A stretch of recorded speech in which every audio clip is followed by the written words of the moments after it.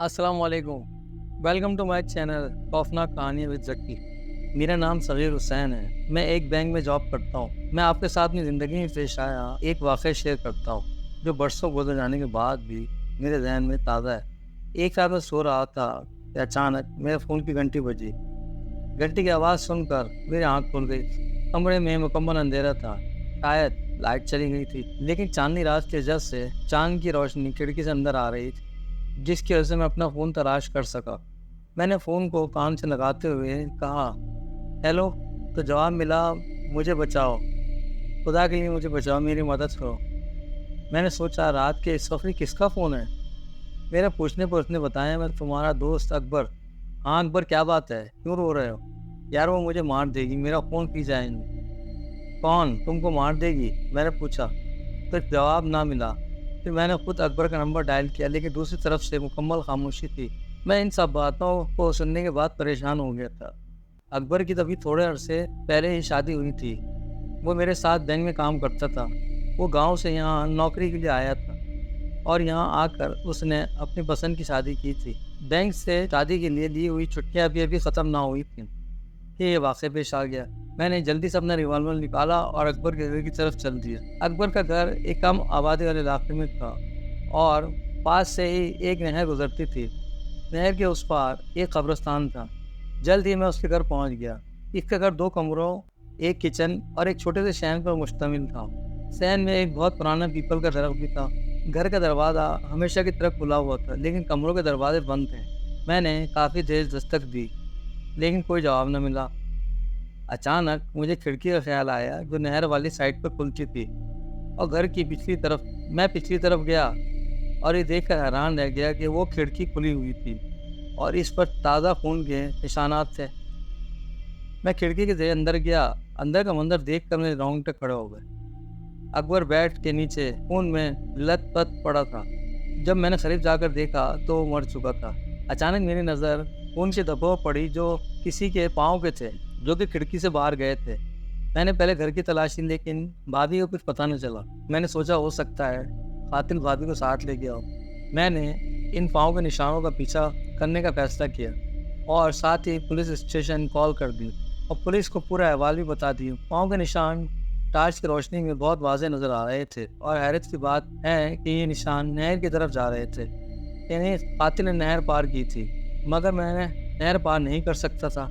मैंने पूरा 1 किलोमीटर नहर के गिर्द चक्कर लगाया और नहर के उस पार पाँव के निशानात तलाश करने लगा। वहाँ पाँव के निशानात मिल गए, लेकिन ये निशान कब्रिस्तान की तरफ जा रहे थे। मुझे कब्रिस्तान से बहुत डर लगता था। मैं वापस आ गया। अचानक मुझे पुलिस की गाड़ी की आवाज़ सुनाई दी और पुलिस इंस्पेक्टर से मुलाकात करके उसे मैंने अपना तारुफ करवाया और कहा, ये खून के निशान कब्रिस्तान की तरफ जा रहे हैं। मैं अकेला वहाँ जाना नहीं चाहता। अगर आप मेरे साथ चलोगे तो ठीक है। इंस्पेक्टर ने अपने साथ 2 बंदे लिए और बाकी वहाँ शवाहद जमा करने के लिए छोड़ दिए। हम कब्रिस्तान में दाखिल हुए तो देखने से ये कब्रिस्तान काफ़ी कदीम मालूम होता था। मैं पहली दफ़ा यहाँ आया था। पाँव के निशान अब हमें नहीं मिल रहे थे। हम इधर उधर फिर रहे थे। इंस्पेक्टर ने मुझसे पूछा, अकबर की किसी के साथ कोई ज़ाती दुश्मनी तो नहीं थी या कारोबारी दुश्मनी थी। मगर मैंने बताया कि नहीं, अकबर बहुत ही शरीफ और ख़ानदानी इंसान। अभी सवालात के सिलसिले जारी था कि अचानक सिपाही ने आवाज़ दी, इंस्पेक्टर साहब, यहाँ एक लड़की पड़ी है। हम जब वहाँ पहुँचे तो हमने देखा कि वो सना भाभी थी और मैं ये देखकर हैरान रह गया कि वो निशान भाभी के पाँव के ही थे, क्योंकि अब उन पर खून जम चुका था। इसके बाद हमने भाभी को हॉस्पिटल मुंतकिल कर दिया। वो अभी तक बेहोश थी। मैं अकबर के कफन दफन में मसरूफ़ हो गया और इसका भाई अकरम और इसके घर वाले भी गांव से आ चुके थे।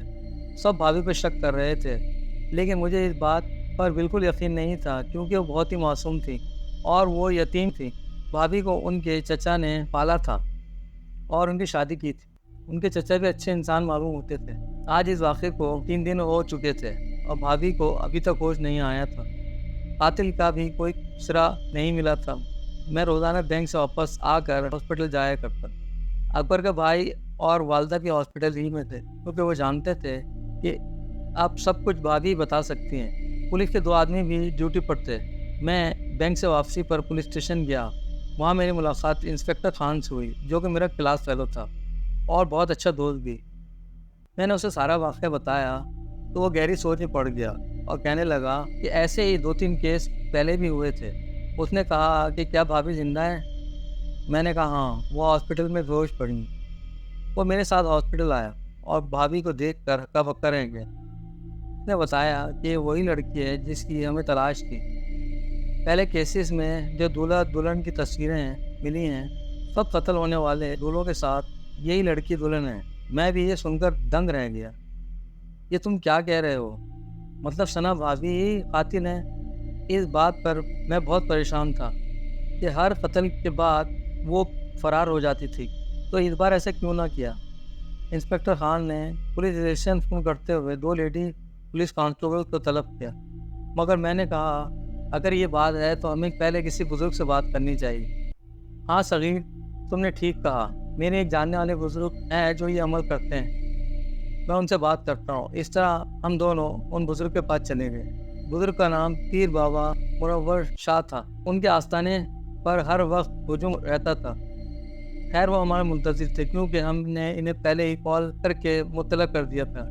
ہم نے انہیں ساری بات بتائی تو انہوں نے آنکھیں بند کر کے اپنا عمل شروع کیا اور بعد میں ہم سے پوچھا تم لوگ کیا چاہتے ہو؟ اس لڑکی کی حقیقت اور وہ ایسے کیوں کر رہی ہے۔ تو سنو، اس لڑکی پر ایک خوفناک چڑیل کا سایہ ہے، لیکن اس کے چچا بھی اس حقیقت سے لا علم تھے۔ میں نے پوچھا اس کے چچا بار بار اس لڑکی کی شادی کیوں کرواتے ہیں؟ ان کو اس پر شک نہیں ہوتا؟ آپ لوگوں نے خود ہی دیکھ لیا ہے کہ وہ ایک بھولی بھالی معصوم شکل والی لڑکی ہے اور ہر بار وہ چڑیل ثنا کے چچا کو بھی شادی پر مجبور کر دیتی ہے۔ وہ اپنا شکار خود ڈھونڈتی ہے اور وہ شادی کر کے اپنے دولہے کا خون پی جاتی ہے۔ لیکن پیر صاحب، وہ اس بار پکڑی کیسے گئی اور بے ہوش کیوں ہے؟ اس کی وجہ یہ ہے کہ لڑکی بہرحال ایک انسان ہے اور بیمار بھی ہوتی ہے، اور اس بار بیماری کی وجہ سے وہ بے ہوش ہے اور وہ زیادہ دور نہیں جا سکی۔ اب ہمیں کیا کرنا چاہیے اس کے آسیب کو اتارنے کے لیے؟ انہوں نے جواب دیا اس قبرستان میں 3 دن کا چلہ کاٹنا پڑے گا، جس کے بعد اس کا آسیب اتر جائے گا اور وہ ایک نارمل لڑکی بن جائے گی۔ لیکن چلے کے لیے ایک بندہ چاہیے۔ میں تو پہلے ہی 1 سال والا چلہ کاٹ رہا ہوں۔ میں نے کہا میں تیار ہوں۔ چڑیل نے میرے دوست کو مارا ہے اور نہ جانے کتنے لوگوں کا شکار اور کرے گی۔ تو پھر ٹھیک ہے صغیر بیٹا، یہ لو ستو کے دانے۔ کسی پرانی خبر پر بیٹھ کر ان دانوں پر چلہ کرنا ہے اور ہرگز حصار سے باہر نہیں آنا، ورنہ تمہیں نقصان پہنچ جائے گا۔ کچھ بھی ہو جائے، دن میں کسی سے کوئی بات نہیں کرنی، بینک سے چھٹی لے لو۔ اور اس طرح پیر صاحب نے مجھے عمل کے بارے میں تفصیل سے سب کچھ سمجھا دیا اور میں نے وہ سب کچھ یاد کر لیا۔ رات کو فون کی گھنٹی سن کر میری آنکھ کھلی تو خبر ملی کہ ثنا بھابھی ہاسپٹل سے بھاگنے میں کامیاب ہو گئی ہیں۔ میں نے انسپکٹر خان سے بات کی تو اس نے کہا کہ صغیر، ابھی چلہ کرنا بہت ضروری ہے، اس سے پہلے کہ وہ چڑیل کسی اور کی جان لے لے۔ صبح ہوتے ہی بینک سے چھٹیاں لے کر میں اور انسپکٹر خان بھابھی کے چچا کی طرف گئے تو پتہ چلا کہ کل رات ثنا بھابھی کے چچا کا انتقال ہو گیا ہے، اس لیے ان کی میت لے کر سب لوگ ان کے آبائی گاؤں گئے ہیں۔ ہم نے ساری بات پیر صاحب کو بتائی تو انہوں نے کہا یہ چلے کا ٹھیک ٹائم ہے، تم چلہ شروع کرو اور انسپکٹر خان تم ان کے گاؤں چلے جاؤ۔ ان کے گاؤں کا نام لال سندر والا ہے اور وہ موٹر وے کے ساتھ ہے، فیصل آباد سے کچھ پہلے ہی۔ ٹھیک ہے پیر صاحب، جس طرح آپ کا حکم۔ پھر میں قبرستان چلا گیا اور رات کے لیے جگہ تلاش کرنے لگا۔ جلد ہی مجھے ایک پرانے درخت کے پاس ایک پرانی خبر مل گئی۔ اس پر نشان لگا کر آ گیا اور کھانا کھا کر سو گیا۔ میری آنکھ شام کو 5 بجے کھلی۔ ابھی اندھیرا ہونے میں کچھ وقت باقی تھا۔ میں اپنی جگہ پہنچ گیا۔ وہاں میں نے چلے کا حساب باندھ دیا اور اس قبر پر بیٹھ گیا، اور اندھیرا ہوتے ہی میں نے چلہ شروع کر دیا۔ پہلی رات سکون سے گزری۔ میں گھر آ کر سو گیا۔ دن کو بہت سی کالز آئیں لیکن میں نے بات نہیں کی۔ شام 5 بجے میں اٹھا، کھانا کھایا اور قبرستان کی طرف چل دیا۔ اپنی جگہ پہنچ کر میں بیٹھ گیا، لیکن ایک بات حیران کر دینے والی ہوئی۔ جب میں گھر سے نکلا تو موسم بالکل صاف تھا، لیکن جیسے ہی میں نے قبرستان میں پاؤں رکھا تو موسم خراب ہو گیا۔ خیر میں نے چلنا شروع کیا کہ کچھ دیر میں آسمان میں بجلی چمکی اور بادل گرجنے لگے، تیز ہوائیں چلنے لگی۔ کچھ دیر میں بارش ہو گئی، لیکن یہ کیا، بارش حصار کے باہر ہو رہی تھی۔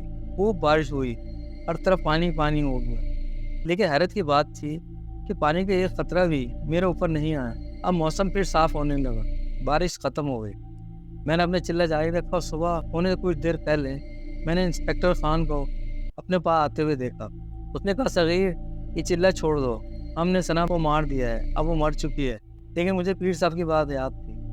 मैंने चिल्ला जारी रखा। खान ने इशारा करते हुए मेरी तरफ हाथ बढ़ाया तो उसके मुंह से चीख निकल गई और वो गायब हो गया। सुबह होते ही मैं घर लौट आया। खाना खाने के बाद मैं सो गया और फिर 5 बजे उठ कर आज अपने चिल्ले के आखिरी दिन के लिए तैयार हूँ और कब्रिस्तान की खरीद मगरिब की नमाज अदा की। चिल्ला मैंने अपने टाइम पर शुरू कर दिया। वो तकरीबन आधी रात का वक्त था जब मुझे किसी खतबों की आहट सुनाई दी। वो सना भाभी थी।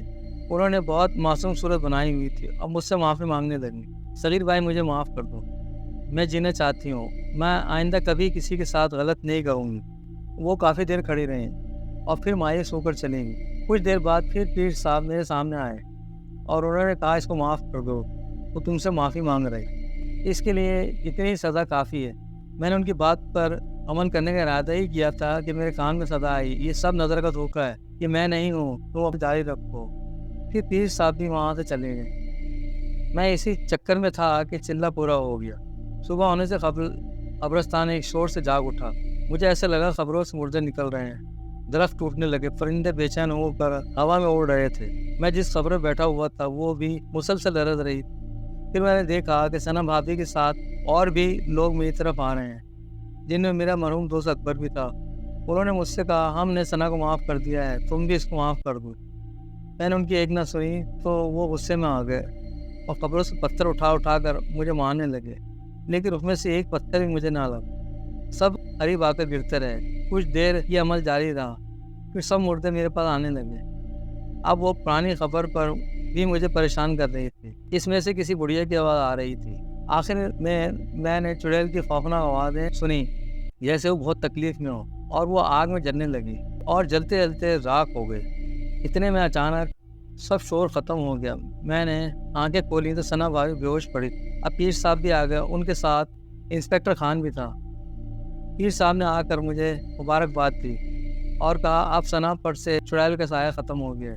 इस तरह इंस्पेक्टर खान सना के होश में आने के बाद सना भाभी को गिरफ्तार करके ले गया और इन्हें अदालती कार्रवाई के बाद बेगुनाह करार दे दिया गया, क्योंकि वो सब उस खौफनाक चुड़ैल का किया धरा था। इसमें सना भाभी का कोई कसूर नहीं था। आखिर मैंने चुड़ैल से अपने दोस्त का बदला ले ही लिया।